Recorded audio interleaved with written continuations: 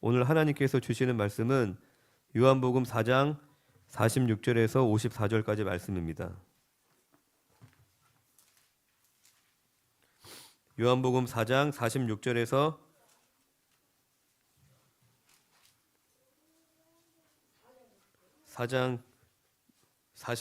54절까지 말씀을 우리가 한 목소리로 같이 읽어보도록 하겠습니다. 요한복음 4장 46절에서 54절까지 말씀입니다. 시작. 예수께서 다시 갈릴리 가나에 이르시니, 다시 한번 매고 그리고 오늘 말씀을 나누도록 하겠습니다.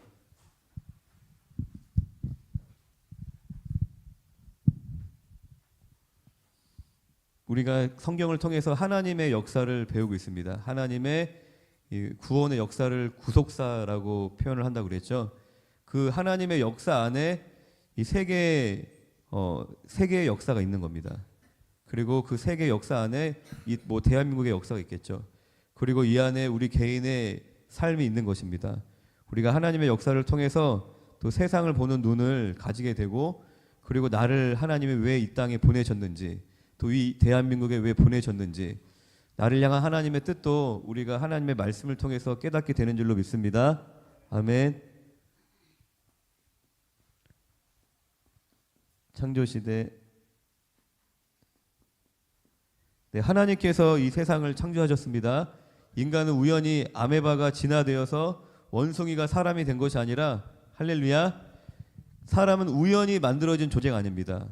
진화론이든 창조론이든 다 과학적으로 충분히 증명되지 않습니다. 둘 다 가설이에요. 그래서 믿음인 거죠. 내가 무엇을 믿느냐 선택하는 것입니다.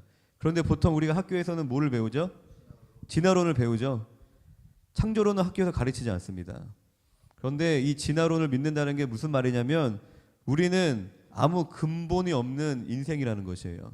그리고 우리의 삶에 일어나는 모든 것들은 다 우연의 연속이라는 것입니다. 다 그렇게 살잖아요. 그래서 내게 벌어진 모든 일들이 다 내 책임인 거예요. 그리고 한 치 앞도 알 수 없는 미래를 살아가지만, 우리가 하나님의 창조를 믿는다는 게 무슨 말이냐면, 나를 향한 하나님의 분명한 뜻과 계획이 있다는 것입니다. 내가 어떤 출신 성분을 가졌던, 내가 어떤 부모 밑에서 태어났던, 하나님은 나를 향한 선하신 뜻과 계획과 목적을 반드시 가지고 계시고, 그 하나님이 지금도 나와 함께 하시고 나의 삶을 인도하시고 나를 도우신다라는 것이 바로 창조를 믿는 거예요. 할렐루야. 그냥 우리가 뭐 성경 몰라도 너 뭐 믿고 싶어? 너 아메바야. 너 원숭이가 네 조상이야. 그러니까 짐승처럼 살아. 물론 짐승처럼 살기 원하시는 분들은 그거를 더 믿고 싶을 수 있어요. 인간의 존엄성을 부정하고 싶고, 내가 동물하고 다를 게 뭐가 있어? 나도 동물처럼 즐길 거야. 일부일처제 나 싫어. 나 동물처럼 여러 여자 만날 거야. 뭐 그런 타락한 죄인들은 진화론이 더 좋겠죠. 더 끌릴 수 있습니다. 하지만 우리가 상식적으로 내가 고아와 같은 삶이 아니라 하나님이 나를 만드셨고 나의 아버지가 되시고 내 삶을 인도하신다라고 생각한다면 무엇이 더 우리에게 좋겠냐는 거예요. 할렐루야. 창조시대 때, 원역사라고도 불리는 창조시대 때 네 가지 사건이 나오죠. 창조, 타락, 그리고 심판. 노아의 홍수 통해서 심판에 대한 이야기, 그리고 바벨탑이 이제 흩어짐에 대한 얘기죠. 민족이 어떻게 나눠졌는지 그 기원이 이제 창조시대에 나와 있습니다. 그 다음이 어떤 시대죠? 기억나시나요? 네. 하나님께서 인간을 창조하시고 사람을 통해서 이 땅에 하나님의 나라, 하나님의 뜻이 이루어지기를 원하셨는데 인간이 타락하였죠. 그리고 나서 하나님이 여자의 후손을 약속하십니다. 구원자.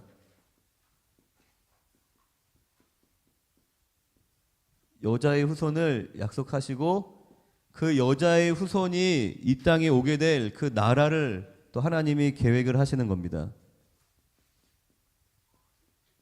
족장 시대 4명의 족장이 나오죠. 아브라함, 이삭, 이삭의 아들 야곱, 야곱의 11번째 아들 할렐루야. 네, 제가 이제 반복하는 이유가 기억하시라고 반복하는 거예요. 할렐루야. 성경의 맥이 여러분들 안에 딱 있으셔야 돼요. 그래야지 이제 살을 붙이면서 말씀을 읽고, 그리고 어떤 흐름 가운데 내가 지금 이 본문이 있고 내가 어떻게 읽어야 되는지에 대해서 잘 아시려면은 맥이 여러분들 안에 있으시면 참 좋습니다. 이 아브라함에게 약속을 하셨죠. 자손과 땅, 그리고 복에 대한 약속을 하셨는데, 이게 하나님 나라에 대한 언약인 겁니다. 그러니까 아브라함을 통해서 하나님이 약속하신 메시아가 오게 될 이 나라에 대해서 약속하셨고, 그리고 이 약속은 또 이 메시아가 이 땅에 오심으로 이 땅에 시작될 이루어질 나라에 대한 약속을 아브라함에게 주신 겁니다. 이 아브라함의 신앙이 누구에게 전달돼요?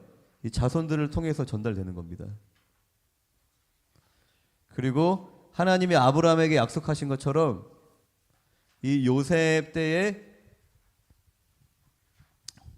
이 이스라엘 민족이 어디로 이사를 가죠? 이때는 이제 큰 민족은 아니었던 하나의 부족이었죠. 이 야곱의 식솔들이 이제 애굽으로 가게 되죠. 그 다음 시대가 출애굽 시대입니다.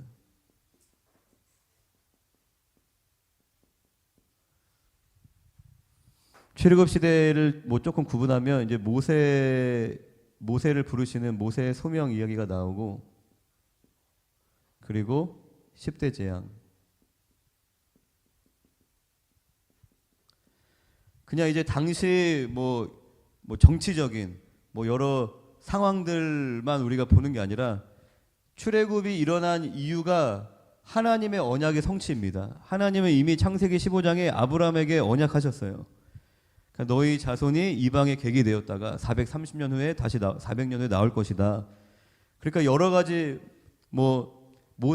요셉을 알지 못하는 왕이 들어서서 이스라엘 민족을 핍박하고 그들을 노예 삼고 여러 상황들이 있어서 이들이 부르짖었지만, 이것이 그 이면에 하나님의 약속과 성취를 통하여서 이 구속사가 이루어져 간다는 것입니다. 10가지 재앙을 통해서 하나님이 누구이신가 알려주신 거죠. 그리고 출애굽을 한 다음에 또 중요한 사건이 뭐죠? 시내산 언약.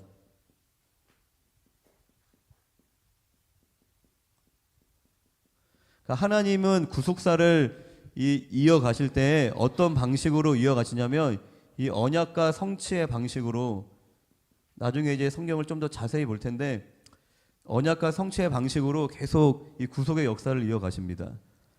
그리고 시내산에서 언약을 맺으시고 광야 40년 동안 하나님의 백성을 훈련시키십니다. 할렐루야. 하나님께서 하나님 나라에 대한 약속을 주시고 그 나라를 이제 성취해 가시는 거죠. 이 애굽에서 큰 민족을 이루게 하시고 그 민족을 이제 애굽에서 하나님을 예배하게 하시기 위해서 이제 이끌어 내시는 겁니다. 그런데 그 하나님의 백성을 하나님께서 반드시 훈련을 시키신다는 거예요. 광야 40년 동안 구름 기둥과 불기둥으로 이스라엘을 인도하시죠. 추운 밤에는 불기둥으로, 그리고 무더운 여름에는 구름 기둥으로 인도하시고 이들에게 만나와 메추라기를 주십니다. 이 훈련의 목적이 뭐냐면 주님과 동행하는 훈련입니다.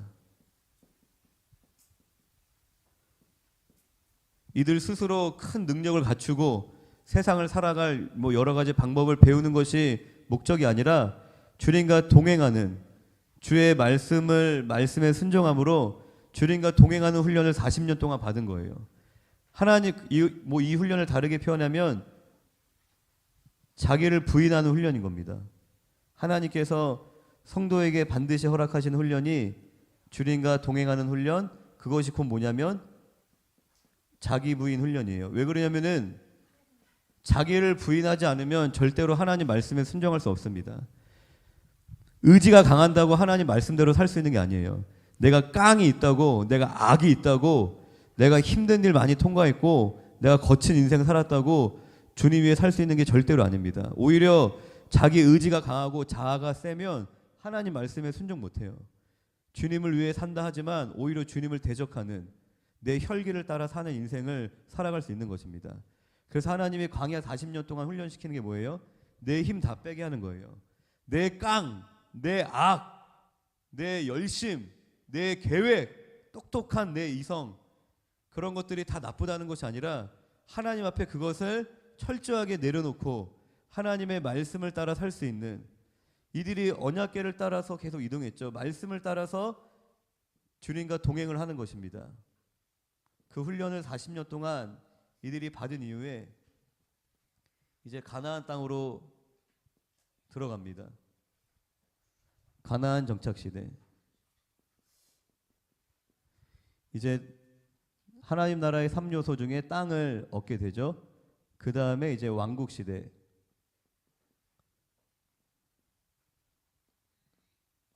통일왕국 시대에 중요한 네 사람이 나옵니다. 누구죠? 사무엘, 그 다음 사울, 그 다음 다윗의 아들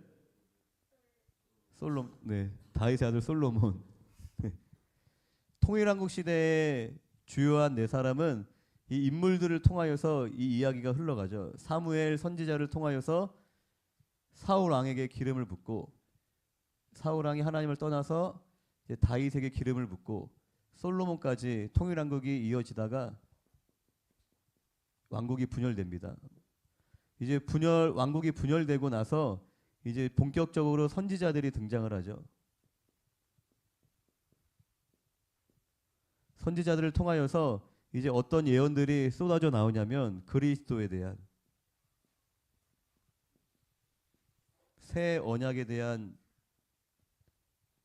예언들, 그리고 성령에 대한, 에스겔 선지자는 성령에 대한 이런 예언들이 이제 선지자들을 통해서 나오고, 이스라엘 백성들은 이제 뭐가 화두냐면 진정한 왕이 누구냐, 진정한 왕은 언제 오시는 것이냐,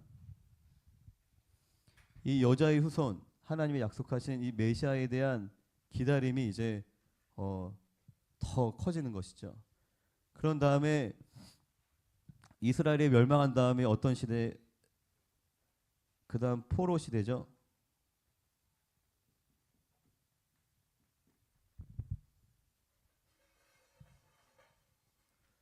북이스라엘이 아수르에, 남유다가 바벨론에 멸망을 당한 다음에 하나님이 약속하신 70년의 기간이 지난 후에 포로 귀환이 이루어집니다. 1차 포로 귀환이 누구를 통해 이루어졌어요? 스룹바벨. 2차 포로 귀환이 누구를 통해, 누가 주도했어요? 학사 에스라. 3차 포로 귀환은 느헤미야. 스룹바벨이 1차 포로 귀환을 통해서 무엇을 건축했어요? 성전을 건축했죠. 그리고 이 학사 에스라는 말씀을 가르칩니다. 그리고 느헤미야는 성벽을 재건하죠. 이게 뭘 의미하냐면 성전은 예배를 의미하죠. 신앙생활의 3요소를 얘기하는 겁니다. 예배의 말씀, 그리고 성벽은 교회. 우리의 신앙을 지켜주는 울타리가 뭐예요? 교회인 것입니다. 할렐루야. 내가 아무리 기도 열심히 하고 잘났어도 나 혼자서 신앙생활을 할 수 없다는 것입니다. 공동체가, 모임이 있어야지 그게 성벽처럼 우리를 사단의 공격에서 막아주고, 그리고 우리의 신앙이 더 성숙해지고 더 아름답게 다듬어질 수 있다는 것입니다. 예배, 말씀, 교회. 신앙생활의 3요소. 그런 다음에 이제 어떤 시대이죠? 네, 포로 귀환 시대 다음에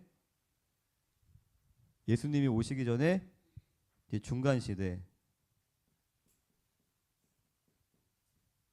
다 기억나시죠, 여러분들? 할렐루야. 네. 중간 시대, 그러니까 이 포로 기한 시대 보면 이제 아수르, 뭐 바벨론, 페르시아 이 왕국이 지나가고 또 중간 시대 때도 뭐 헬라, 그리스 이렇게 로마 제국들이 이제 그 역사들이 펼쳐지죠. 그러니까 그런 세계사가 하나님의 역사 안에 있음을 우리가 볼 수 있는 겁니다. 하나님이 왕을 세우시기도 하고 폐하시기도 하고 그 나라를 세우시기도 하고 폐하시기도 하는 겁니다. 그런 다음에 저희가 지금 이제 예수님 시대를 보고 있습니다.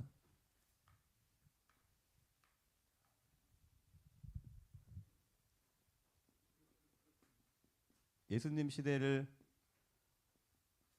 사생애와 공생애로 나눈다 그랬죠. 사생애의 주요 네 가지 사건이 뭐였죠? 족보, 그리고 세례 요한의 출생, 예수님이 오실 길을 예비한 말라기 선지자의 예언처럼 세례 요한이 먼저 출생을 하고 그 다음에 예수님이 출생을 하십니다. 예수님이 어디로 출생을 하셨어요? 베들레헴의 마구간에 그 짐승의 밥통 구유로 예수님이 오셨습니다. 가장 낮은 곳으로 오신 거죠. 그리고 유대의 왕이 났다라는 그 소문을 듣고 헤롯 왕이 2살 이후에 남자아이를 다 죽이죠. 자신의 왕권이 흔들릴까봐, 자신의 왕권이 무너질까봐 당시 이제 죽었던 아이들이 14,000명이나 된다고 합니다. 그게 뭘 이야기한다고 그랬어요? 자기가 주인 되어져 살아왔던 이 죄악된 인간의 본성, 예수님을 우리가 영접한다는 게 뭐예요? 그분을 내 안에 왕으로 모시는 것인데 이 진리가 선포됐을 때 인간은 그렇게 처절하게 자기 자신을 지키려고 한다는 것입니다. 내가 무너지지 않게. 지금까지 내 삶을 지탱해왔던 것들이, 그런데 주님이 내 삶의 주인이 되려면 이전에 내 삶의 주인이 되었던 것들을 내려놔야지 그 보좌에 주님이 앉으시는 거예요. 할렐루야. 우리가 하나님과 재물을 겸하여 섬길 수 있나요? 하나님과 재물을 겸하여 섬길 수 없습니다. 하나님과 우상을 겸하여 섬길 수 없습니다. 내가 이전에 물질을 사랑하고 물질을 의지하던 사람은 그 물질이라는 우상이 내려놔야지, 그래야지 예수님이 내 삶의 주인 될 수 있는 거예요. 물질이라는 우상을 내가 내려놓을 때 우리에게 여러 가지 일들이 일어날 수 있겠죠. 얼마나 아파요. 내가 갑자기 사업에 실패할 수도 있고, 내가 풍요롭게 살다가 가난해질 수도 있고, 내가 사람이 내 우상이었어. 내 가족이 내 우상이었어. 내 배우자가 내 우상이었어. 심지어 어떤 사역자가 내 우상이었어. 그런데 그 우상을 내려놓고 예수님을 나의 왕으로 모시려면 또 굉장히 그런 사람과의 관계에서 많은 실패도 경험하고 상처도 받고 사람을 사랑하고 의지하던 이 마음이 꺾일 때까지 그런 연단의 시간을 우리에게 허락하신다는 겁니다. 그런데 하나님의 뜻을 모르면 그걸 막 지키려고 애를 쓴다는 거예요. 헤롯 왕이 영유아 아이들을 14,000명이나 죽이면서 자기의 왕권을, 진정한 왕이신 예수님을 받아들이지 못하고 자신의 왕권을 유지하려고 했던 것처럼 주님께서 내 삶을 새롭게 하시는데 그냥 내가 계속 거부하는 거예요. 주님 나한테 왜 그래요? 주님 나 사랑하시지 않아요? 왜 다 빼앗아 가는 것 같아요? 그게 빼앗아 가는 건가요? 아니에요. 진짜 주시려고 하는 거죠. 어린아이들이 마트 가서 그런 비유 하잖아요. 장난감을 사는데 그거를 이제 내려놔야지 계산하는 거잖아요. 근데 안 내려놔. 이거 내려놔, 이거 삐해야지, 돈 내야지 이거 살 수 있는 거야. 싫어요 막 울면서 이거 안 내려놔. 이거를 내려놓으면 못 갖는 줄 알고 그렇게 오해하는 거예요. 그런데 이걸 쥐고 있으면 어떻게 돼요? 갖지도 못하고 집에도 못 가. 난처해지는 겁니다. 이러지도 저러지도 못하고 이거를 내려놔야지 삐하고 엄마 아빠가 계산하고 내게 되는 거잖아요. 하나님께 내려놔야 되는 거예요. 내 자존심을, 그리고 내가 이전에 살아왔던 내 삶의 방식들, 내가 의지하고 살아왔던 그것이 나를 지켜줄까? 그것이 나를 행복하게 해줄까? 그게 나를 구원한다면 그거 붙잡으면 돼요. 물질이 나를 구원하는 거라면 나도 물질에 목숨 걸 거야. 명예와 성공이 내 인생을 행복하게 만들어주고 구원해 줄 거라면 저도 바보가 아닌 이상 거기에 올인할 거예요. 예수님 모를 때는 그렇게 살았잖아요, 우리가. 그런데 그것이 썩은 동아줄인 걸 우리가 깨달았잖아요. 내가 사람을 의지했는데 사람 의지했는데 배신당하고 상처받고 믿을 놈 하나도 없네.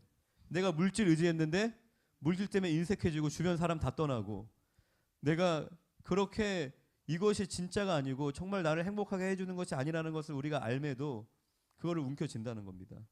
근데 빨리 그것을 이제 내려놔야지, 하나님 앞에. 그래야지 주님이 나의 삶의 진정한 주인이 되시고 하나님 안에서 우리가 더 풍성히 누릴 수 있게 된다는 것입니다. 사생의 다음 공생의 준비 기간이 나오죠.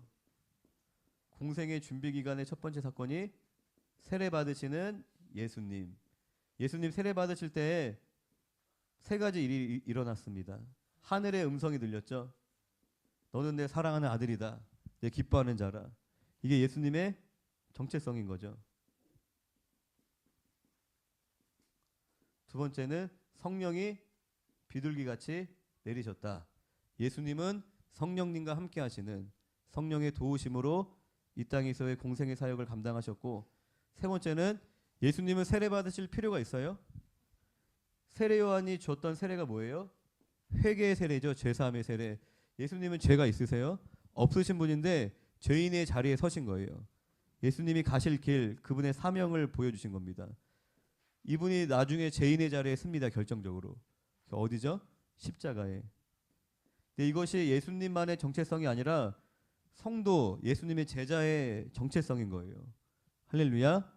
우리도 하나님의 자녀이고 우리도 성령의 충만하심으로, 인도하심으로 우리가 살아야 하는 것이고, 우리도 우리가 져야 될 십자가가 있습니다. 나를 따라오려거든 자기를 부인하고 자기 십자가를 지래요. 여러분들 각자가 져야 되는 자기 십자가가 있다는 것이에요. 이때 우리가 짊어지는 십자가가 뭐예요? 우리가 이미 하나님의 자녀가 됐어. 주님이 내 죄를 대신 짊어지시고 우리를 죄에서 자유케 하셨어. 그런데 뭔 십자가를 우리가 질 게 남아있어? 내가 내 죄 때문에 또 십자가 져야 돼? 아니죠. 우리의 죄는 누가 담당하셨어요? 예수님이 담당하셨잖아. 우리는 죄에서 자유케 됐어요. 그런데 우리가 져야 될 십자가가 있대. 그게 무슨 십자가예요 도대체? 우리가 져야 되는 십자가는 타인의 십자가인 거예요. 다른 사람의 죄와 연약함과 허물을 우리가 감당하는 것입니다. 사랑의 십자가인 거예요. 할렐루야. 내 죄 때문에 막 또 내가 하나님의 자녀가 되었는데 내 죄를 용서받으려고 막 고행하고 뭐 그러라는 것이 아니라, 우리가 내 하나님을 사랑하기 때문에 이제 이웃을 사랑하기 위해서 져야 되는 십자가라는 것입니다. 연약한 지체를 얘 때문에 내가 불편해. 얘 나랑 수준 맞지 않아. 얘 보고 있는 꼴만 보고만 있어도 화가 나. 뭐 그런 것이 아니라, 앞으로 이제 저희 교회에 하나님이 새로운 영혼들을 보내주실 때에 내 마음에 쏙 드는 사람들만 오겠어요? 내 마음에 쏙 드는 사람들만 오겠냐고요. 지금 있는 사람도 내 마음에 쏙 안 드는데 마음에 쏙 드는 사람 절대 안 옵니다. 내 마음에 쏙 들지 않으면 못 오게 할 거예요? 그 사람 배척할 거야? 왕따 시킬 거야? 인사도 안 하고 미워할 거예요? 내 마음에 쏙 드는 것 같아. 친하게 지내고. 여러분들 시간 지나면 내 마음에 쏙 드는 것 같은 사람이 내 뒤통수 칩니다. 이 사람 정말 좋아. 진짜 이 사람 정말 좋은 것 같아. 그런 사람하고 나중에 대판 싸우고, 그런 경우들이 허다해요. 나와 좀 다르고, 왜요? 다 연약하잖아요. 죄인이잖아요. 그리고 교회에 성숙하고 막 믿음 충만한 사람들이 오겠어요? 갈급하고 가난한 심령인 사람들이 올 거 아니에요. 삶에 여러 가지 문제가 있고 마음에 상처가 있고 오갈 데가 없어서 도움이 필요해서 오시는 분들일 거 아니에요. 얼마나 부담스러워. 그리고 얼마나 연약하겠어요. 그리고 여러 가지 힘든 상황들을 겪으면서 막 마음도 삐뚤어져 있을 수도 있고, 잘해줬는데 막 오히려 화내고, 그런 사람들도 있을 수 있어요. 막 방어적이고 성격도 나랑 맞지 않아. 그런 사람들을 우리가 사랑하기 위해서 져야 되는 십자가가 뭐예요? 우리가 져야 되는 자기 십자가인 겁니다. 이게 예수님의 제자들, 성도의 삶을 말해주고 있는 것입니다. 공생애를 준비하는 기간에 그 다음에 예수님이 시험을 당하셨죠. 시험 당하신 예수님. 세 가지 시험을 당하셨습니다. 어떤 시험이에요? 첫 번째, 돌을 떡이 되게 하라. 이제 본능적인 기본 욕구에 대한 시험이죠.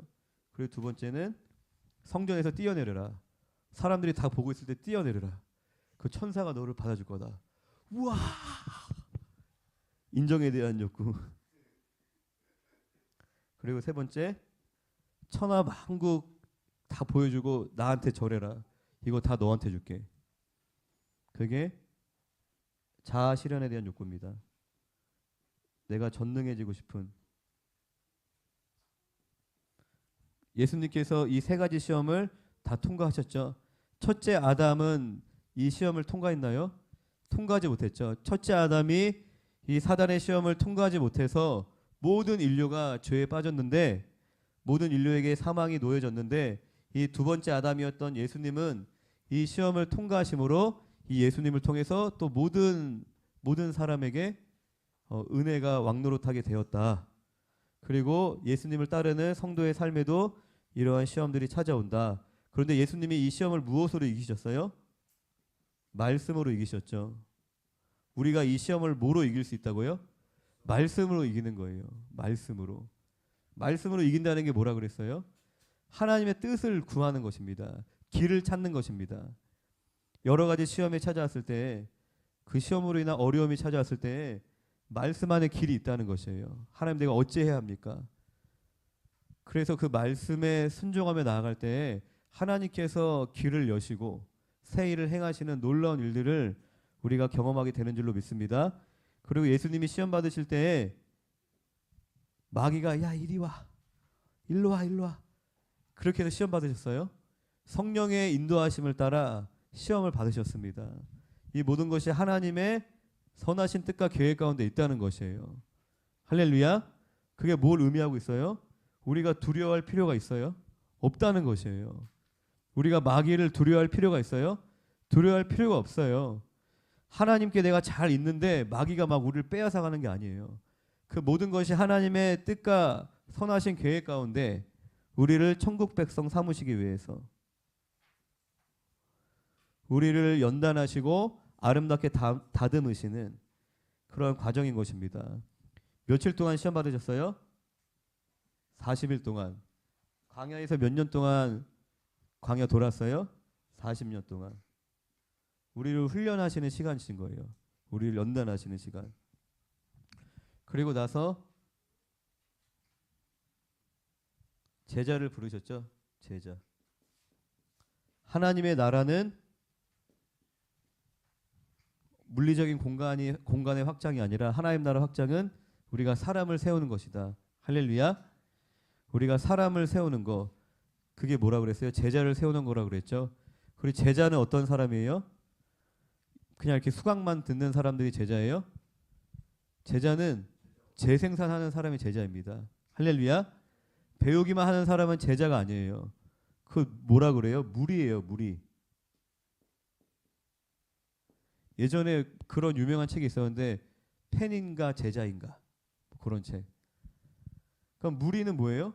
예수님을 싫어하진 않아. 예수님을 대적하지도 않아. 예수님 주변에 있어. 교회도 나와. 예배도 드려. 주님 주변에 있어. 그런데 제자예요?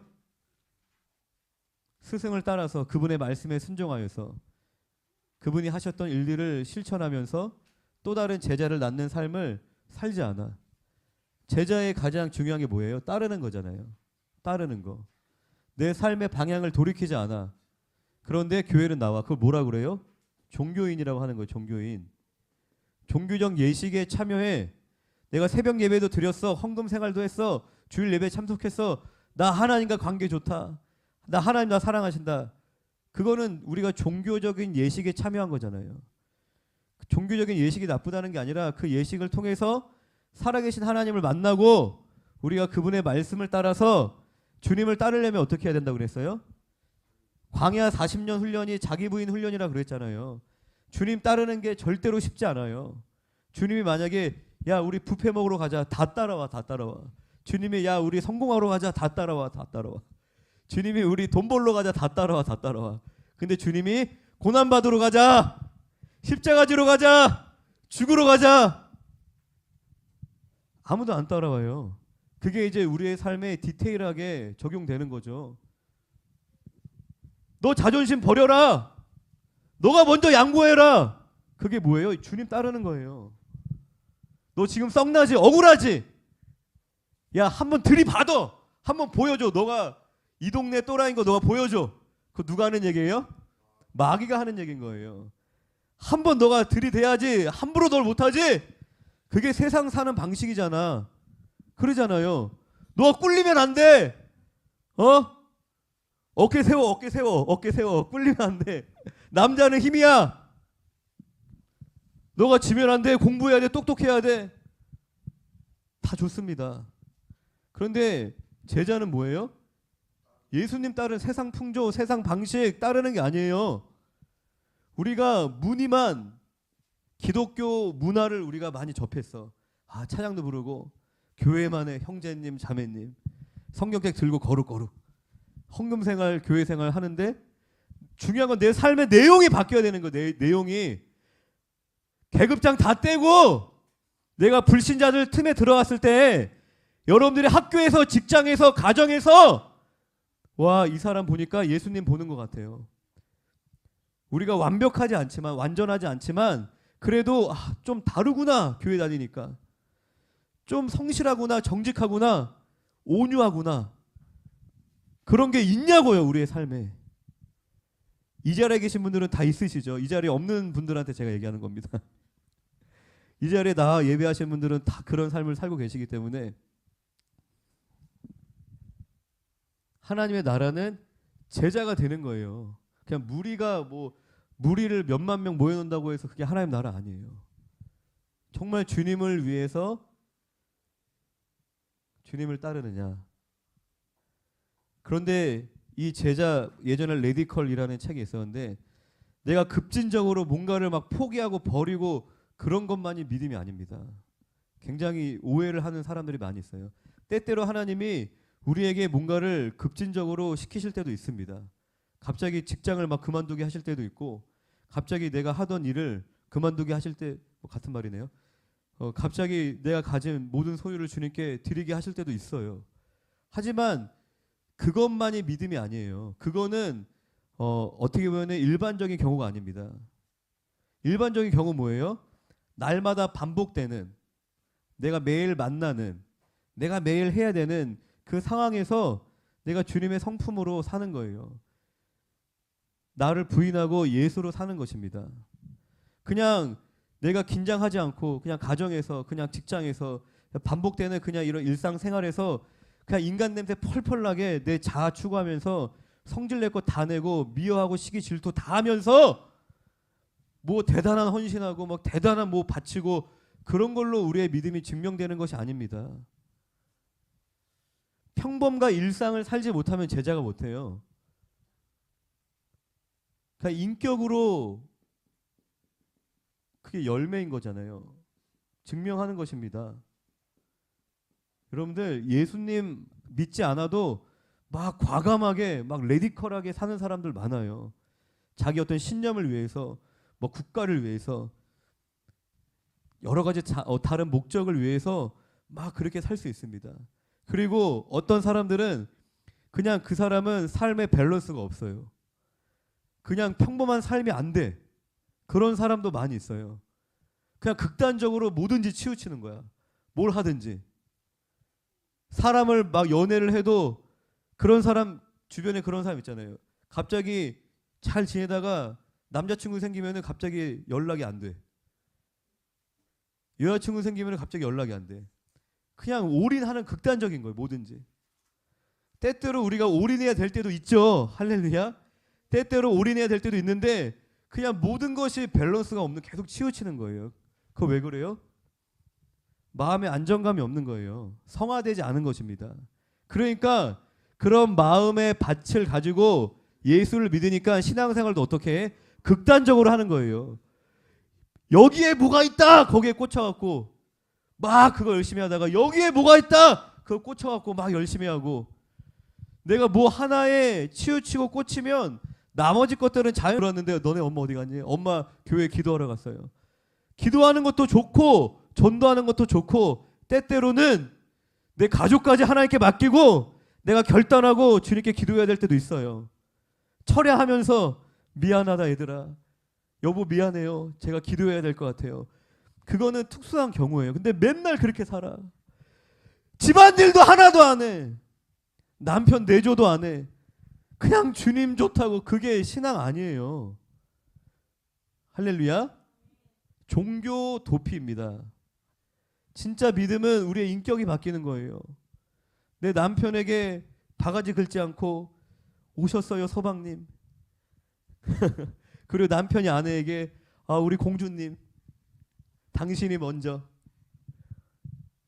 자녀들에게 너무 사랑하는 아이들 인격적으로 대하고 가정에서 예배드리고 그 남편이 막 음식물 쓰레기 막 버리고 아내가 남편 막 주물러주고 오늘 힘들었죠 여보. 막 화가 나. 그 연약함 있잖아요. 근데 주여 용서해 주시옵소서. 주여. 야 네가 그럴 수 있어. 사냐 안 사냐.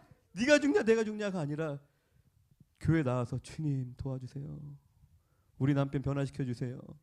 우리 아내 변화시켜 주세요. 사랑이 없는 나를 용서해 주세요. 그렇게 우리의 인격이 아름답게 열매 맺는 것이 그게 제자의 삶인 겁니다. 하지만 더 중요한 건 뭐냐면 열매를 맺는 거예요. 할렐루야. 열매로 그들을 알지니라. 우리가 제자가 되어야 합니다. 그래야지 제자를 삼을 수 있습니다. 그게 이제 하나님 나라다라고 말씀드렸죠. 그리고 나서 첫 번째 유월절이 되어서 예루살렘으로 가셨죠. 그리고 어떤 사건이 일어났어요? 성전 청결. 첫 번째 유월절에 예루살렘에 처음으로 이제 입성하셔서 이제 멋있게 이제 데뷔하신 거예요. 그때 이제 임팩트 있게 한번 딱 보여주셨죠. 성전 청결. 각인을 시켜줬습니다. 내가 누구인지 한번 보여주신 거예요. 근데 성전이 뭐죠? 하나님이 임재하시는 장소. 그러니까 주님이 계신 곳이 성전이고 우리의 마음이 지금은 성전이죠. 할렐루야. 그런데 이 성전의 중요한 게 뭐예요? 거룩이라 그런 거죠. 거룩. 근데 우리가 어떻게 거룩해질 수 있어요? 윤리적인 거룩도 필요합니다. 내가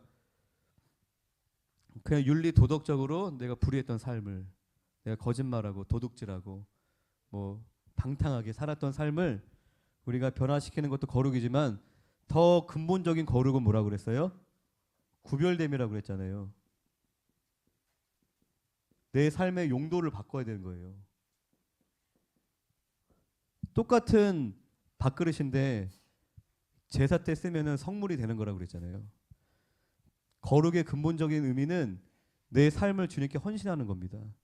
내 삶의 용도를 바꾸는 것이에요. 내 삶의 용도를 바꾸지 않고 그냥 윤리적으로만 도덕주의로 갈 수도 있어요. 내 삶의 용도는 바꾸지 않았어. 나를 위해 살지만 내가 괜찮은 사람이 되고 싶어. 사람들에게 존경도 받고 싶어.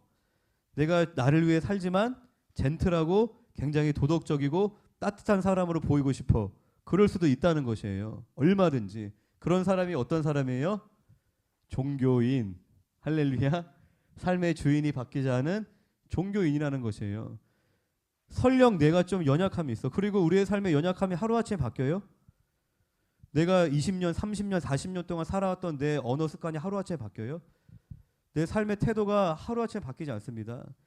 내가 10번 중에 8번, 9번을 실수하고 넘어진다 할지라도 더 중요한 거는 내 삶의 용도를 바꾸는 거예요. 이제는 나를 위해 사는 것이 아니라 내가 주님을 위해 살아갑니다. 그런데 우리 인간적인 눈으로 판단하잖아요. 인간적인 눈으로 저 사람의 어떤 겉모습, 겉으로 드러나 예의 범절, 그런 태도로 우리가 평가하잖아요. 근데 하나님은 그걸 보시는 게 아니라 뭘 보세요? 중심. 하나님 앞에서 우리가 얼마나 예의 바르면 얼마나 예의 바르겠어요. 하나님 앞에서 얼마나 도덕적이면 도덕적이겠어요. 내가 혼자 있을 때 무슨 생각하는데, 지나가는 여자를 보고 어떤 마음을 품는데, 하나님 앞에 다 도토리 키작이고 다 죄인입니다. 물론 우리의 삶을 도덕적으로 성화시켜 가는 것도 중요하지만 더 근본적인 게 뭐예요? 용도를 변경하는 겁니다. 이젠 나를 위해 사는 게 아니에요. 내가 일하는 것도 나에게 가정을 허락하시고 내가 공부하는 것도 다 이제 누굴 위해 사는 거예요? 주님을 위해 사는 겁니다. 그러면 이제 주님을 위해 산다는 게 뭐예요? 내 마음대로 막 하고 나중에 연말 시상식 때 주님 영광 받으세요. 그분들이 그런다는 것이 아니라 주님을 위해 사는 것은 주님의 뜻대로 주님의 방법대로 사는 거예요. 내가 이제 일하는 것도 내가 가정에서의 나의 삶도 내가 모든 삶이 이제는 내가 주님을 위해 삽니다. 주님의 뜻대로 주의 말씀을 따라 살겠습니다. 그렇게 결정하고 그렇게 나의 삶을 헌신하는 것이 내가 가진 물질, 내가 가진 재능, 내가 가진 건강, 내가 가진 인생 얼마든지 나를 위해 살려고 하잖아요. 저도 그렇게 살았어요. 열심히 내가 직장 다닐 때 돈 모아서 나 뭐 사야지. 내가 어디 여행 가야지. 열심히 돈 모아갖고 나 이런 거 누리고 싶다. 그런 거를 다 누리지 말라는 게 아닙니다. 금욕적인 삶을 살라는 것이 아니라 우선순위 내 삶의 용도가 먼저는 변경돼야 한다는 것입니다. 그 안에서 우리가 오히려 더 풍성히 누려요. 할렐루야. 그러니까 극단적인 게 뭐예요? 나는 이제 하나님 믿고 거룩하게 살아야 되니까 나는 이제 극장도 가면 안 돼. 교회에서 막 그 모임하는데 극장 간대. 막 정지하고 있어. 막 정지. 기도해야지. 지금 무슨 극장 갈 때야? 지금 시대가 어느 시대인데. 심지어 제가 이런 상담까지 받아봤습니다. 너무 거룩을 사모했는데 근데 사실 이제 내면에 상처가 있는 거죠. 밸런스가 없으니까 남편하고 잠자리 갖는 게 죄책감이 든다는 거예요. 그게 죄예요? 허락하지 않은 관계 안에서 우리가 말씀을 벗어나서 하는 것이 이제 죄가 되고 그리고 뭐 우리의 어떤 뭐 중심과 태도도 물론 살펴야겠지만 그냥 그런 것 자체가 죄스럽게 여겨진다는 거예요. 같이 막 커피 마시러 가. 카페에서 커피 마셔. 막 정죄. 아니 저 돈이면은 가난한 자들을 도울 수 있는데 뭐 어디 패밀리 레스토랑 갔어. 막 정죄하고. 저는 그런 게 없지만 목사님들이 뭐 예를 들어서 어느 큰 교회 목사님이 막 그랜저를 타. 그랜저 타면 안 돼요? 제가 타고 싶다는 게 아니라 전 탈 능력도 없고 뭐 나중에 능력이 있어도 탈 생각이 없지만 저는 탄다고 해서 정죄할 필요 없다고 생각해요. 그럼 장로님들도 타지 말아야지. 집사님들도 타지 말아야지. 자기들은 다 타면서. 할렐루야. 그러니까 그런 식으로 우리가 율법적으로 판단한다는 것이에요. 그냥 겉모습만 보고. 좋은 옷 입으면 안 돼? 좋은 옷. 싸구려 옷 맨날 바꿔 입는 것보다 좋은 옷 하나 오래 입는 게 더 절약하는 거 아니에요? 예를 들면 물론 지나치게 이제 덕이 되지 않게 사치를 부리고 막 자기 거를 과시하고 이제 그러한 중심을 또 주님이 아시겠죠. 그런 것들을 또 하나님 앞에 살펴야겠지만 그냥 우리가 무조건 그냥 내가 율법적으로 그냥 그 사람의 어떤 속사정, 그 사람의 동기와 목적을 내가 모르면서 그냥 겉으로만 보고 저 사람 장로가 왜 가족들하고 막 해외여행 가? 해외여행 가면 안 돼? 꼭 성지순례만 가야지 거룩한 거예요? 물론 하나님 사랑하면 성지순례 가고 싶겠죠. 그런데 그 모습만 보고 단편적으로 함부로 판단하지 말라는 것이에요. 함부로. 그것은 거룩을 잘못 이해하고 있는 것입니다. 할렐루야. 목사님이 티 입고 설교하면 안 돼요? 여기 맨발로 애들이 올라가면 안 돼요? 만약에 이제 교회 문화가 있겠죠. 그리고 교회 안에 목사님의 목회 철학이 있어요. 그래서 우리는 이렇게 하지 맙시다. 이렇게 합시다. 그걸 정했으면 그걸 잘 따르면 돼요. 그 질서를 따라서. 우리는 예배 시간에 이제 정장을 합시다. 자매들은 살이 너무 보이는 옷 입고 오지 마세요. 누구 보여주려고 그런 옷 입고 와. 저 예전에 그런 교회 다녔거든요. 그리고 그 겨울에 그 털 달린 잠바 있잖아요. 그거 입고 막 혼났어요. 짐승 뭐 왜 털이 달려 있어? 짐승이야? 막 그러면서 짐승 몇 마리 있다고 막 세리시고 앞에도 목사님이. 그래서 이런 단정한 거. 그 심지어 제가 다녔던 교회 중에 자매들을 바지를 못 입게 했어요. 주일날 미니스커트 입고 다니라는 게 아니라 이제 정숙한 여자는 여자 옷. 그러니까 그것이 진리는 아니에요. 그것을 막 다른 모든 곳에 가서 적용시키고 길에 가면서 저 사람 교회 가는데 저기 짧은 치마 입고 가 막 정죄하고 미워하고 그러면 안 되죠. 이제 교회에서 그런 문화를 만들고 그런 목회 방침을 정하면 그 교회 멤버십 성도는 그것을 그 권위와 질서를 잘 따르는 것이 하나님을 경외하는 것입니다. 그러니까 그런 것들은 이제 그런 식으로 이해하면 돼요. 그런데 그게 아니라 그냥 내가 혼자서 막 말씀 읽고 은혜 받았는데 거룩에 대해서 잘못 이해해 식으로 함부로 우리가 판단하면 안 된다는 것입니다. 겉모습을 보고. 할렐루야. 물론 우리가 겉모습도 중요합니다. 우리가 성도로서 덕이 되어야 하기 때문에 내가 정말 이웃을 사랑하면 그러니까 이게 복음으로서 이게 변화돼야지 율법으로서 정죄하는 것이 아니라 내가 정말 이웃 사랑하면은 내가 그런 옷 입고 다니겠어요? 제가 어떤 예전에 자매가 그런 얘기하는 걸 들었어요. 그 자매는 되게 정말 참하게 정숙하게 옷을 입고 다녀요. 근데 이제 그런 이야기가 나와서 너는 왜 그렇게 옷을 입고 다녀? 했더니 그 자매가 그런 얘기를 하더라고요. 그러니까 거룩하게 살고자 몸부림치는 형제들의 마음을 알기 때문에 자기가 시험에 들게 할 수가 없다는 거예요. 자기가 막 쫙 붙고 막 그런 옷 입고 다니면 형제들이 시험 들잖아요. 그러니까 그게 율법적으로 야 그런 옷 입으면은 죄인이야 입지 마 막 정죄하지도 않아요. 그냥 자기만 그렇게 살면 돼요. 할렐루야. 그게 믿음인 것이에요. 다른 사람들이 봤을 때 막 시험 드는데 막 씻지도 않고 막 머리 막 산발돼갖고 앉아 있겠어요? 막 이상한 막 더러운 냄새나는 옷 입고 앉아 있겠냐고요. 내가 지체를 사랑하면 꼭 뭐 정장을 안 입어도 내가 단정하려고 노력하겠죠. 그러니까 이 기준을 딱 정해놓고 정장 이하는 다 죄인이다. 그게 아니라 내 중심과 태도인 거예요. 내 지체를 사랑하기 위해서 나름대로. 그런데 막 이 사람은 노가다를 하시는 분이야. 힘든 일을 해. 겨우겨우 일 끝나고 막 열심히 예배 나와. 그러면 정장 못할 수도 있잖아요. 근데 기준을 정장 이하는 죄인이야 정해놓고. 근데 그분은 그래도 나름대로 열심히 막 머리 빗고 막 씻고 자기 집에 있는 제일 깨끗한 옷 입고 나왔는데 추리닝이야.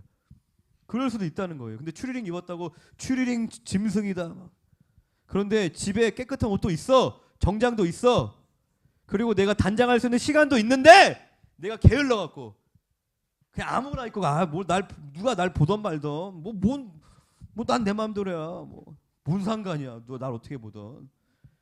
그러면 그 중심을 하나님이 아신다는 거예요. 그 사람에게 충만하게 은혜 받겠어요? 그 마음이? 그런 마음이?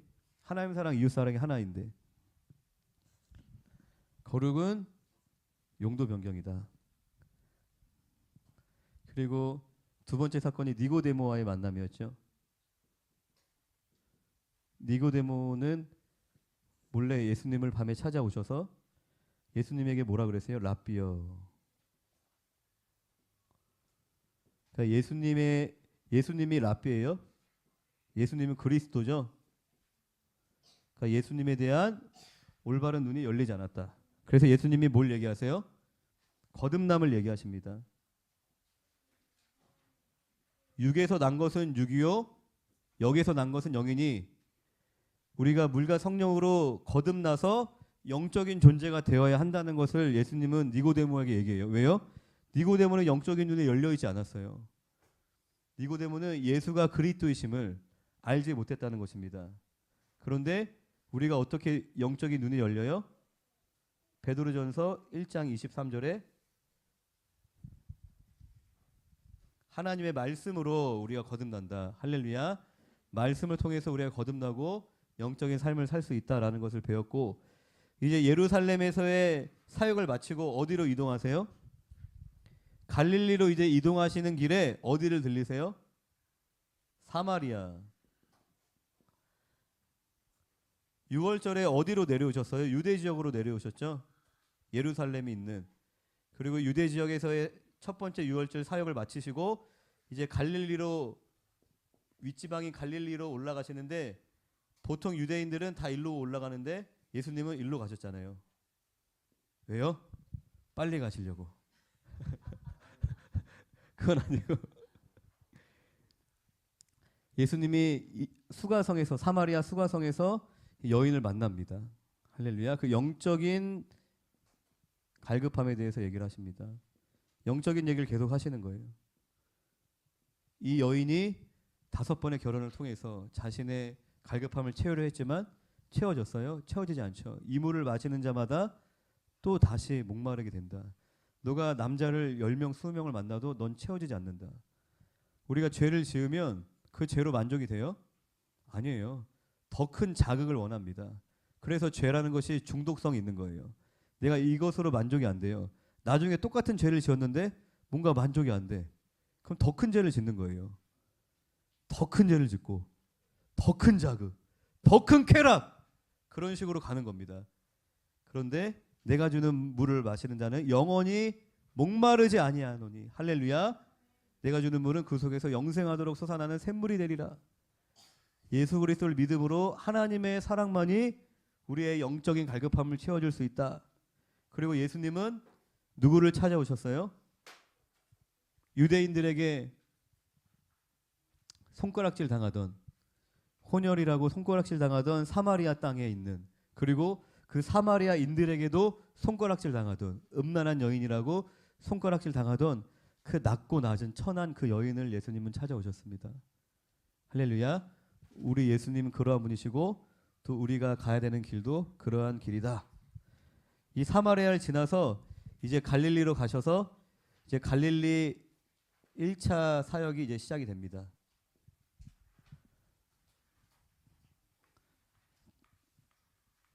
갈릴리 1차 사역을 조금만 나누고 마치도록 하겠습니다.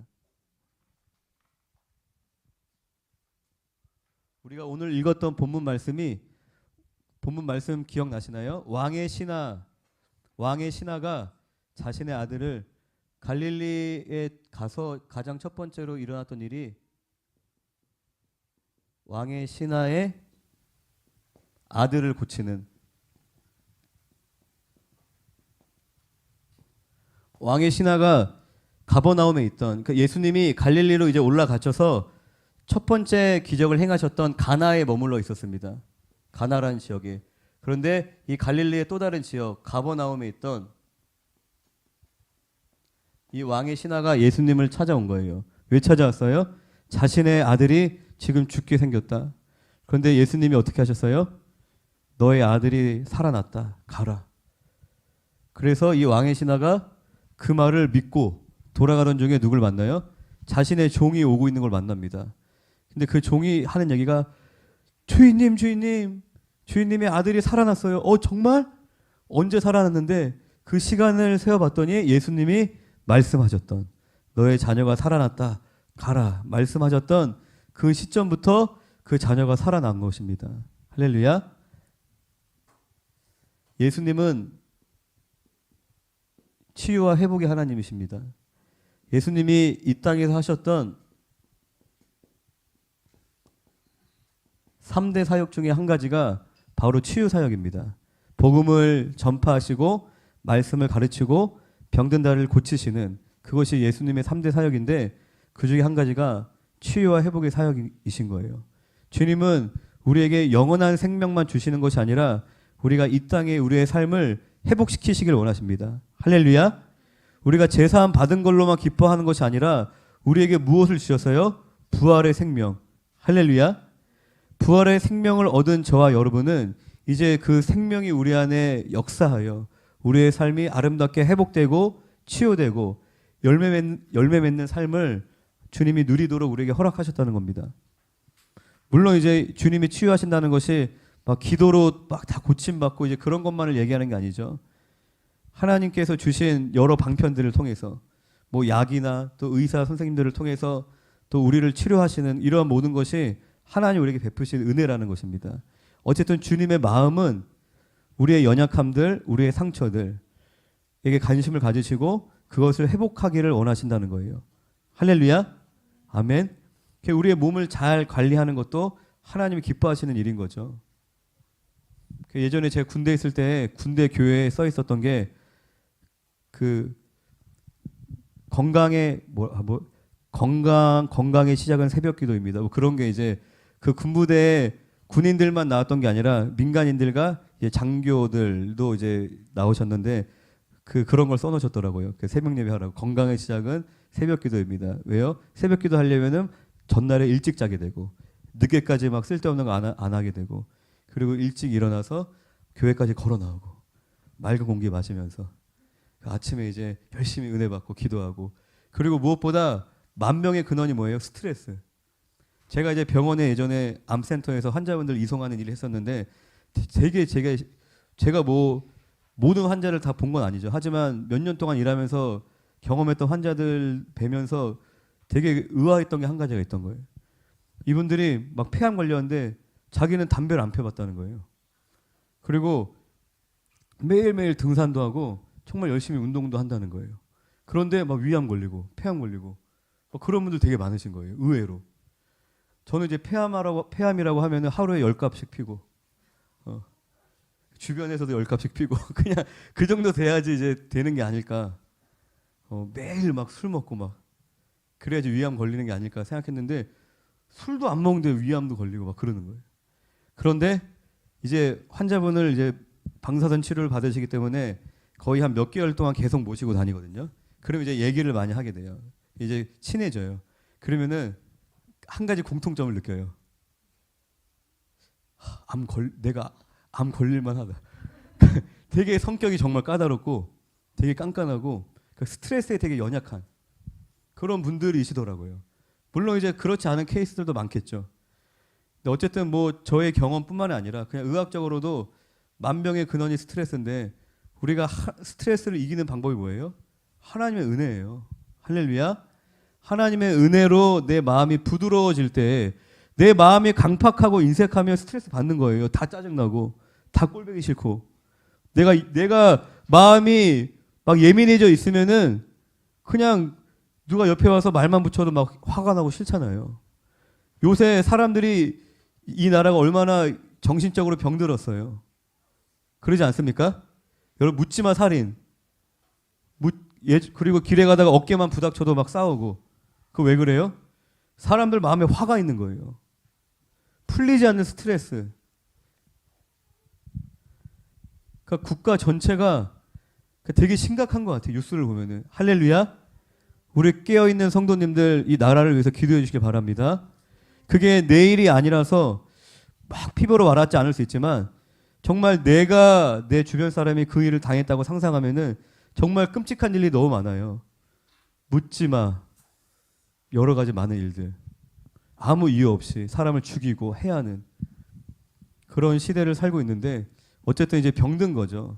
육체적인 질병이 아니라 정신적으로 병이 든 그런 시대를 살고 있는데 어쨌든 주님은 우리를 치료하시고 회복하기를 원하시는 하나님이신데 이 치유와 회복은 표적이죠.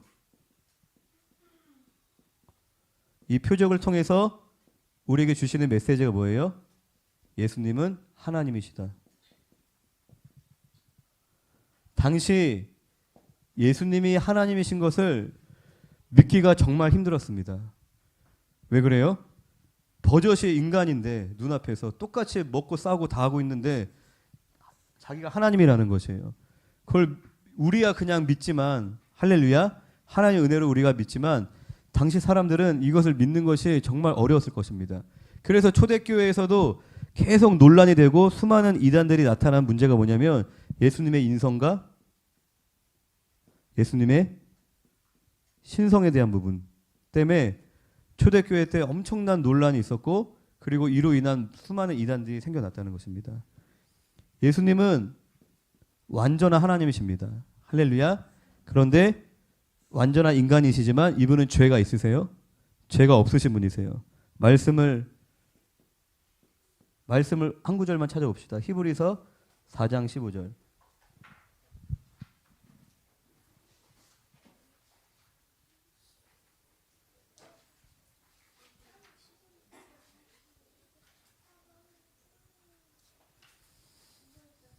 히브리서 4장 15절 말씀을 같이 봅시다.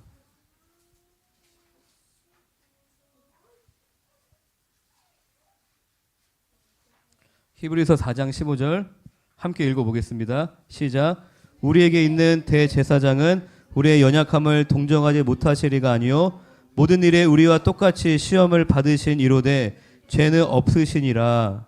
할렐루야. 아멘.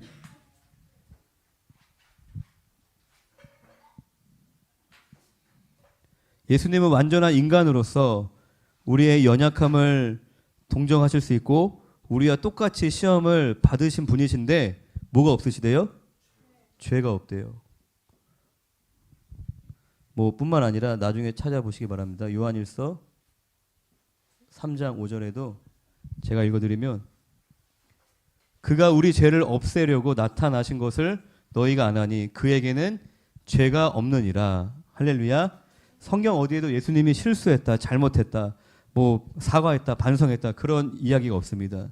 예수님은 죄가 없는 흠이 없는 흠이 없으시지만 완전한 사람이셨습니다. 예수님이 죄가 없으셔야 되는 이유가 뭐예요? 우리의 죄를 대속하시기 위해서. 예수님은 대제사장이시면서 그리고 완전한 제물이 되셨죠. 근데 이분이 흠이 있으시고 죄가 있으시다면 우리의 죄를 대신하는 희생 제물이 될 수 있어요? 화목 제물이 될 수 없으시죠. 자기에게 죄가 있기 때문에. 그렇기 때문에 예수님은 완전한 인간이셨지만 죄가 없으셨다는 것입니다. 우리의 죄를 대속하시기 위해서. 예수님이 완전한 인간이라는 것이 우리에게 큰 위로를 줍니다. 여러분들 그 어떤 뭐 예술이나 그 체육 그런 분야에서 천재들이 있어요. 천재들. 그 제가 이제 그런 얘기를 막 예전에 들었었는데 그 천재들은 훌륭한 플레이어는 될 수 있지만 뭐 예를 들어서 훌륭한 연주자는 될 수 있지만 훌륭한 교사는 될 수 없다는 거예요. 왜 그래요? 나는 그냥 됐는데 난 그냥 찼더니 공이 휘던데? 볼링도 그냥 재능 있는 사람 나 그냥 굴렸더니 막 휘던데? 그러니까 재능이 있고 천재인 사람들은 막 저절로 되는 거예요. 그런데 일반인들을 이해 못하는 거예요. 일반인들은 야, 너 왜 그게 안 돼? 야, 이렇게 휘게 해봐. 야, 이렇게 좀 휘게 차봐. 야, 이렇게 좀 이렇게 노래 불러봐. 소리를 띄우라고. 그게 왜 안 되냐? 그거 왜 복식 호흡 안 돼? 그러니까 왜 그래요? 자기는 저절로 됐기 때문에 공감이 안 되는 거예요. 그러면 일반인 입장에서 어떻게 해요? 절망스러운 거죠. 그런데 예수님은 우리와 같이 피곤하셨고 우리와 같이 주무셨고 우리와 같이 눈물도 흘리셨고 우리와 같이 시험도 당하셨습니다. 그렇기 때문에 그분의 그 인성은 우리에게 엄청난 위로가 되는 것입니다. 내 마음을 아시고 나를 헤아리시고 나와 같으신, 물론 그분은 죄가 없고 흠이 없는 분이셨지만 그냥 저 절대자, 그냥 저 멀리 계신 분, 뭔가 나랑 동떨어진 분이 아니시고 나와 같은 완전한 인간이셨다라는 것이 우리에게 큰 위로가 된다는 것입니다. 할렐루야. 그 예수님을 여러분들 가까이 하시길 바랍니다. 그분은 멀리 계신 분이 아니고 나와 동떨어지고 나와 차원이 다른 분이 아니시고 우리와 같은 완전한 인성을 가지신 그런 하나님이신 줄로 믿습니다. 네, 오늘은 여기까지 말씀을 나누고 우리 같이 기도하도록 하겠습니다.